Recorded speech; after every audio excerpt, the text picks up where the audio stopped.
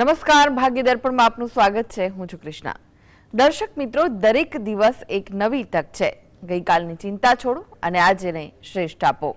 તો આજના સુવિચાર સાથે શરૂ કરી આપના ભાગ્યના દર્પણને રજૂ કરતો અમારો વિશેષ કાર્યક્રમ ભાગ્ય દર્પણ.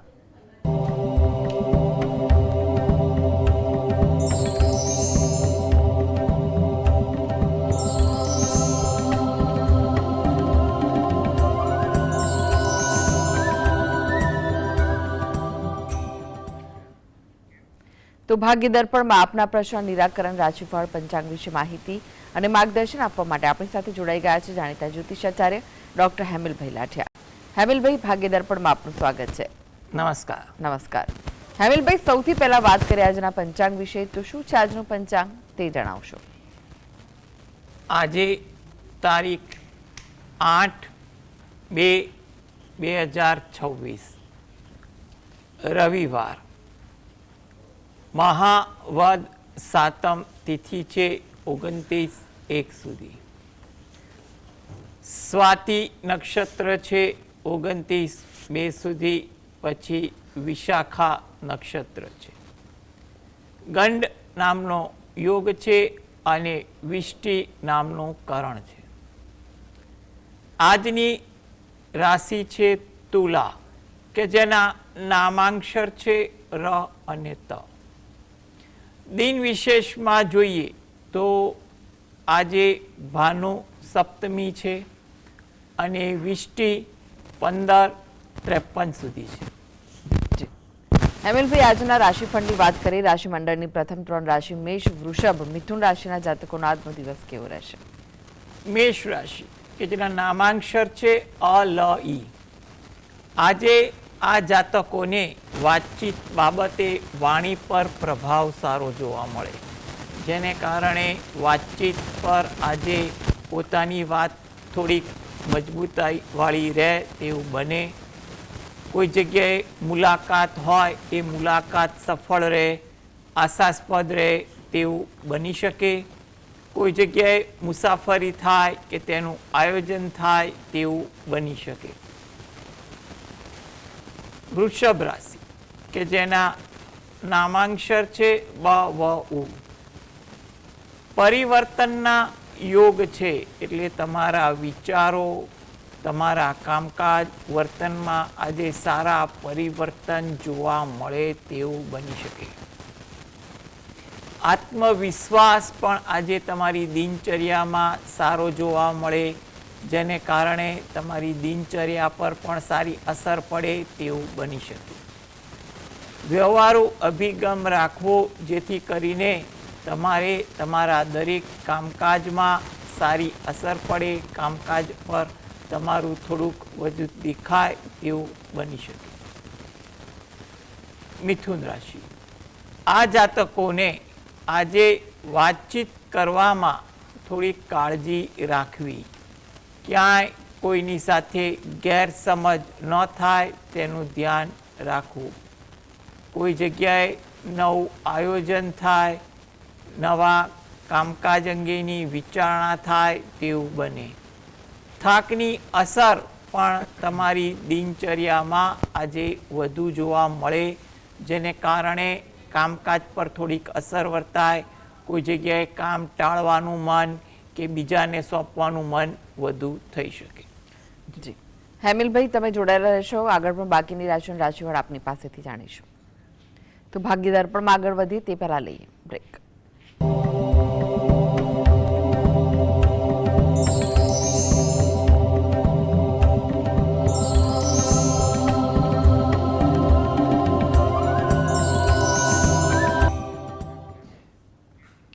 બ્રેક બાદ આપનું સ્વાગત છે અને આપણી સાથે જોડાયેલા છે જાણીતા જ્યોતિષાચાર્ય ડોક્ટર હેમિલભાઈ લાઠિયા. હેમિલભાઈ, એક દર્શક મિત્ર આપણી સાથે જોડાઈ ગયા છે, પુષ્પાબેન છે. પુષ્પાબેન, આપને જેમના માટે પ્રશ્ન પૂછવો હોય તેમની જન્મ તારીખ જણાવો. મારા દીકરાના વહુના જન્મ લગ્નની શું છે? છોકરાઓના લગ્ન જીવન વિશે પૂછવું છે. જન્મ તારીખ કઈ છે તેમની? 2003. ફરી એકવાર જણાવો. 21/2003. સંભળાય છે બરાબર? 21 મહિનો કયો? મહિનો છઠ્ઠો. 21/6/2003. હા. જી. સમય કયો છે જન્મનો? 21/2003. જન્મનો સમય? 9:15 9:15 રાત્રે કે સવારે? સવારે. જી. અને સ્થળ કયું છે? પોરબંદર. એમના દીકરાની પણ ડિટેલ્સ જોઈશે. હા તો આ કોની છે, તમારા દીકરાની? હા. તો હવે આ તમારા દીકરાની છે?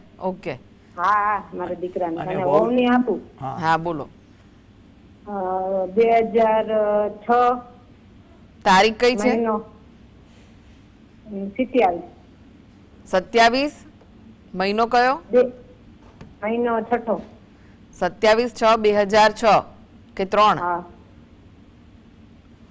2006.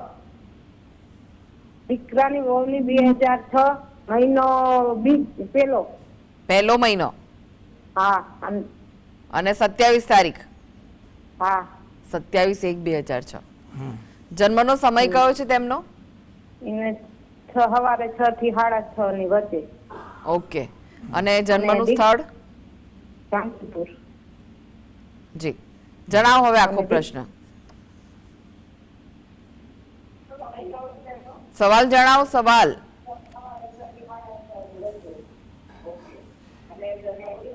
લગ્ન જીવન વિશે જ આઈ થિંક પૂછ્યું છે જો એમને. બંનેના લગ્ન જીવન અંગે તમારો પ્રશ્ન જે છે એમાં એટલું કહેવાય કે બંનેની કુંડળી જોતા કે હાલ 2026માં થોડી ધીરજ રાખવી, કારણ કે 2026માં એવું છે કે જેટલી ધીરજ રાખશો એટલી સારી અસર વિચાર મેળ પણ પડશે. એટલે પરિસ્થિતિ એવું કહે છે કે 2026માં કંઈ પણ બાબતે વધુ ચર્ચાઓ ના થાય, વ્યવહારુ વાત જ થાય તે વધુ ઈચ્છનીય છે. 2027 આશાસ્પદ બંનેની કુંડળી પર લાગી રહ્યું છે, એટલે એમાં પરિસ્થિતિ સુધરે તેવું બની શકે ખરું. એટલે તમે આ બાબતે જો સારા પ્રયત્ન કરો અને 2026માં વડીલોનું કે હિતેચ્છુનું માર્ગદર્શન આપી પરિસ્થિતિ સુધારવાની પણ કોશિશ કરશો તો અનુકૂળતા ધીરે ધીરે આવી શકે ખરી. એટલે 2026માં ધીરજ રાખવા પ્રયત્ન કરવા અને 2027 અનુકૂળ છે તો ધીરે ધીરે અનુકૂળતા પછી વધવા લાગે. હવે એના સુખી દાંપત્ય જીવન માટે જો એ બંને વ્યક્તિ પોતે અથવા ઘરની કોઈ પણ વ્યક્તિ કુળદેવીને દરરોજ જે પ્રાર્થના કરે ઘરે બેસીને એ વધુ અગત્યનું છે. તેમજ મહિનામાં એકવાર કોઈ પણ એક તિથિની આસપાસ નજીકમાં કોઈ માતાજીનું મંદિર હોય તો ત્યાં આગળ દર્શન કરવા જઈ અને ત્યાં પણ માતાજીને પ્રાર્થના કરવી ઈચ્છનીય છે. અને કોઈ પણ વ્યક્તિ ઘરની અઠવાડિયામાં એકવાર કે મહિનામાં એકવાર નજીકમાં શંકર ભગવાનના મંદિરે દર્શન કરવા જાય, ત્યાં પ્રાર્થના કરે અને બહાર પીપળાના વૃક્ષને જળ વડે સિંચન કરી પ્રદક્ષિણા ફરે અને ત્યાં પણ પ્રાર્થના કરે. થોડીક આ પ્રકારની ભક્તિ કરશે અને 2006માં ધીરજ અને વ્યવહારુતા જેટલી રાખશે તો આગળ જતાં એના સારા પરિણામ મળી શકશે. એટલે વ્યવહારુ બનવું, યોગ્ય વ્યક્તિનું માર્ગદર્શન સાથે આગળ વધો, પરિસ્થિતિ સુધરી શકે તેવું કહી શકાય. હસુમતીબેન જોડાઈ ગયા છે. હસુમતીબેન, આપને જેમના માટે પ્રશ્ન પૂછવો હોય તેમની જન્મ તારીખ જણાવો. મારા બાબાની બેબી છે. જી. બાબાની બેબી. જન્મ તારીખ કઈ છે? 17/2000. ફરી એકવાર જણાવો. 17/2010. 17/3/2010. સમય કયો છે જન્મનો? જન્મનો સમય બુધવાર સવાર 2:45. જી. અને સ્થળ? સ્થળ પાટણ. પ્રશ્ન જણાવો, શું પૂછવું છે? એ 11મા ધોરણમાં ભણે છે અને સાયન્સ લીધું છે. જી. ને એને આગળ ભણવાની ઈચ્છા છે. સારું. શું છે આપનો પ્રશ્ન? આખો જણાવો. એને ભણવામાં ભણવાનું પૂછવાનું છે. એના અભ્યાસ વિશે પૂછવાનું છે. અભ્યાસ વિશે પૂછવાનું છે. આગળ ભણી શકશે? સારું. સારું ભણશે આગળ. હા. હા. 12મા મને ડોક્ટર બની શકશે? જી જી. જો બહુ સારું કારકિર્દી માટે તમે આટલું સારું વિચારો છો તો પછી એટલા સારા પ્રયત્ન પણ કરજો, કારણ કે હાલ 2026, 27, 28 ત્રણેય વર્ષ એના માટે સારા દેખાઈ રહ્યા છે. એટલે એની સારી અસર એના ભણવા પર પડે તેવું તો લાગે છે. એટલે ભણવામાં એને પ્રોત્સાહન અને માર્ગદર્શન આપજો, એ વધુ ઈચ્છનીય છે. જે વિષયમાં એને આગળ ભણવાની ઈચ્છા હોય એ વિષયની જાણકારી લઈ એમાં પણ કારકિર્દી બનાવવાની કોશિશ કરજો તો સારી કારકિર્દી પણ બનશે. હાલ સમય તો સારો છે, આગળ પણ થોડો સારો છે. એટલે વિદ્યાભ્યાસમાં યોગ્ય આયોજન અને સમય ફાળવી અને મહેનત કરે તો વધુ અનુકૂળ છે. તો આ અંગે જો એ પોતે દરરોજ જે સવારે ઘરેથી જ સ્નાનાદિથી નિવૃત્ત થઈ અને સરસ્વતી માતાનું નામ સ્મરણ 2 હાથ જોડીને કરે, તેમજ ગણપતિ દાદાનું નામ સ્મરણ 2 હાથ જોડીને તમારા ઘરમાં જ્યાં પૂજા ભક્તિ થતી હોય ત્યાં કરે એ વધુ ઉત્તમ છે.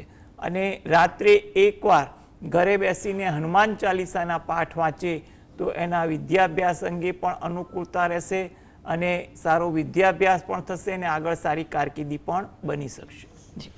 રાજશ્રીબેન જોડાઈ ગયા છે. રાજશ્રીબેન, આપને જેમના માટે પ્રશ્ન પૂછવો હોય તેમની જન્મ તારીખ જણાવો. મારે મારા માટે જ પ્રશ્ન પૂછવો છે બેન. જી. કે મારી જન્મ તારીખ છે 28/12/65 મોડાસા. સમય જન્મનો? સમય ખ્યાલ નથી. અને મારે મકાન માટે પૂછવું છે કે મારું મકાન લીધે મેં હજુ 12 મહિના જ થયા છે, પણ હપ્તો ને ધંધામાં બહુ એ છે, એટલે મારું મકાન વેચવું છે તો ક્યારે વેચાશે? જો તમારો પ્રશ્ન છે એટલે તમારા તારીખ મુજબ કુંડળી બનાવીએ રાશિની, તો એ મુજબ ગણતરી કરીએ તો તમારા માટે હાલ આ 2026 સારું છે, આગળ 2027 પણ સારું ચાલી રહ્યું છે.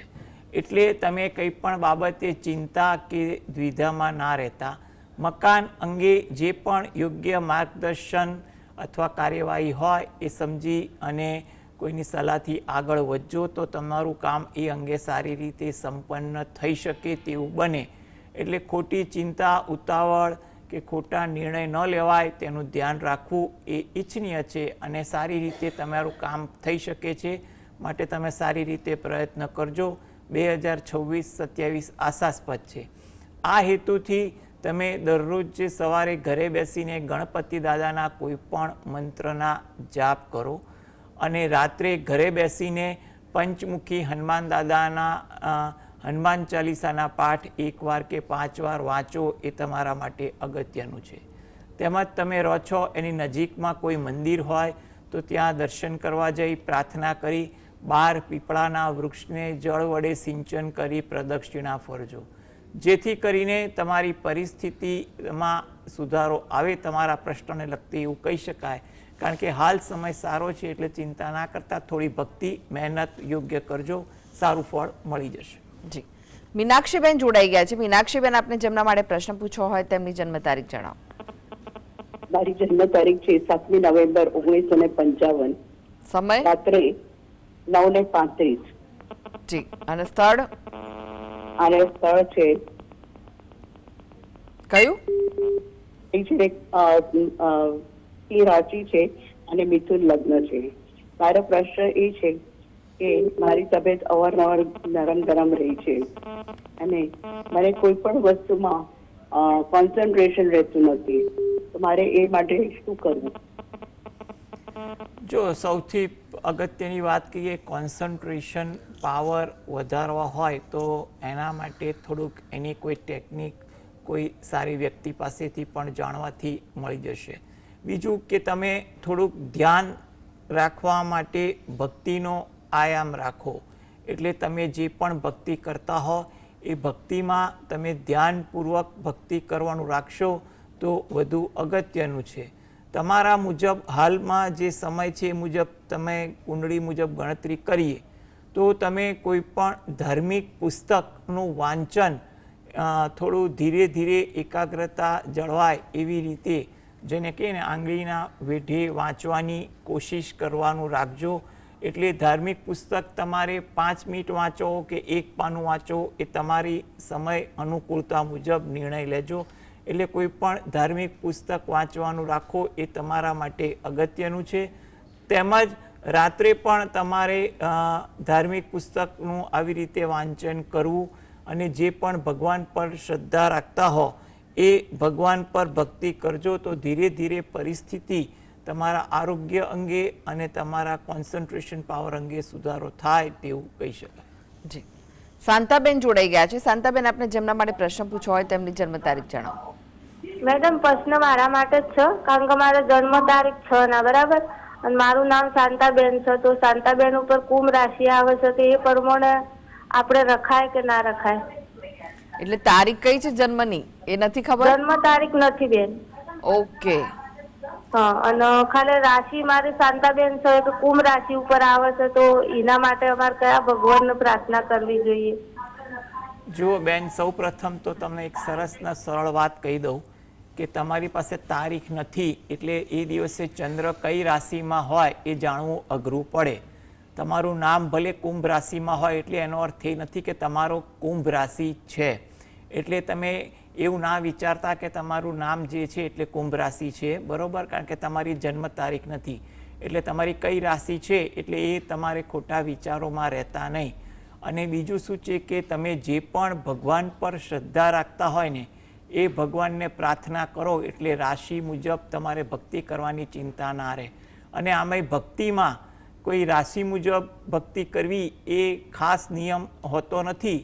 હા, જે વિશેષમાં માનતા હોય વસ્તુ જુદી છે, એ લોકોનું વિચારસરણી અલગ હોય, પણ તમારામાં જે પણ શ્રદ્ધા હોય જે ભગવાન પર, એ ભગવાનને દરરોજ જે સવારે ઘરે બેસીને 2 હાથ જોડી પ્રાર્થના કરો, એ ભગવાનનું તમે નામ પણ લેશો ને તો એવું કહેવાય કે આપણે ત્યાં નામ સ્મરણનો પણ પુણ્ય પ્રભાવ છે. એટલે ઘરે બેસીને એ ભગવાનનું નામ તમે 5 મિનિટ 10 મિનિટ 2 હાથ જોડીને લેશો ને તો પણ તમારી ભક્તિ થશે અને એ મુજબ ફળ મળશે. એટલે સાચા દિલથી તમને જે ભગવાન પર શ્રદ્ધા હોય એનું નામ સ્મરણ કરો. અને રાશિ તમારી જાણવી અઘરી છે એટલે તમે એની ચિંતા ના કરો અને એ ભગવાન પર ભરોસો રાખો. એટલે એ ભગવાનના ભરોસાને કારણે તમારા જીવનમાં પણ ઘણો ફાયદો થશે. જી હેમિલભાઈ, ફરી એકવાર રાશિફળની વાત કરીએ. કર્ક, સિંહ, કન્યા રાશિના જાતકોનો આજનો દિવસ કેવો રહેશે?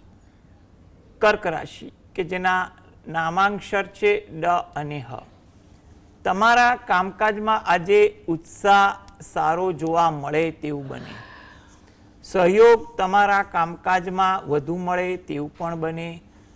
આરામ કરવાની વૃત્તિ પણ તમને વધે તેવું બની શકે. સિંહ રાશિ કે જેના નામાંક્ષર છે મ અને ટ, વાર્તાલાપમાં સમય વધુ પસાર થાય. કંઈ પણ વિષય વસ્તુની ચર્ચાઓ થાય. અગત્યની કોઈ જગ્યાએ વાતચીત કરવાની હોય કે પોતાના મનની કોઈ જગ્યાએ વાત કરવાની હોય એ પણ થઈ શકે. નવું જાણવા મળે, શીખવા મળે તેવું પણ બની શકે. કન્યા રાશિ કે જેના નામાંક્ષર છે પ ઠ ણ, આ રાશિના જાતકોને કામકાજમાં થોડુંક વ્યસ્ત રહેવાય તેવું બને. નાનું નાનું કામ પણ વધુ વ્યસ્ત રાખે તેવું બને. હિતશત્રુ આજે થોડા કાબૂમાં રહે તેવું પણ બને. વાહન ધીમે ચલાવવું ઈચ્છનીય છે. જી, હવે વાત કરીએ તુલા, વૃશ્ચિક, ધનુ રાશિના જાતકોની. તેમનો આજનો દિવસ કેવો રહેશે? તુલા રાશિ કે જેના નામાંક્ષર છે ર અને ત, લોકો સાથે સુમેળ સારો જોવા મળે. નવું જાણવા મળે, શીખવા મળે તેવું પણ બને. કોઈ નવી વાત જાણવા મળે કે કોઈ આગંતુક નવા સમાચાર આપે તેવું પણ બને. સામાજિક કામકાજમાં તમે સારું યોગદાન આપો તેવું પણ બની શકે. વૃશ્ચિક રાશિ કે જેના નામાંક્ષર છે ન અને ય, વાર્તાલાપમાં ચોકસાઈ રાખવી, તે કરીને ક્યાંય ગેરસમજ ન થાય. વ્યવહારુ અભિગમ રાખવો ઈચ્છનીય છે.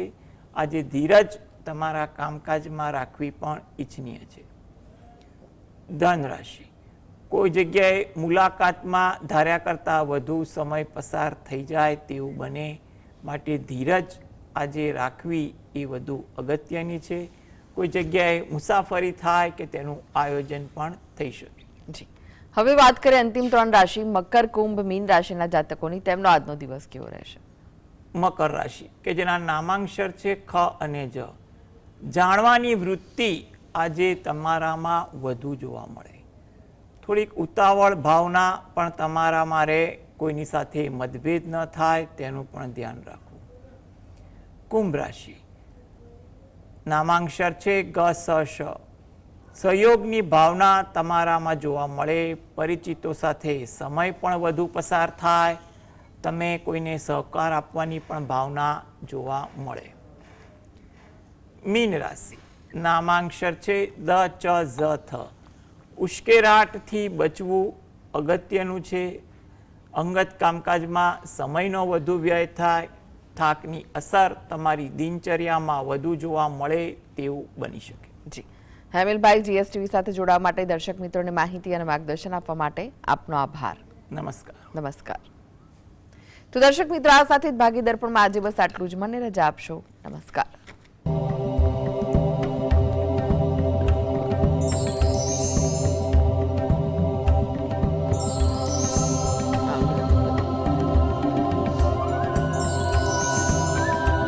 નહીં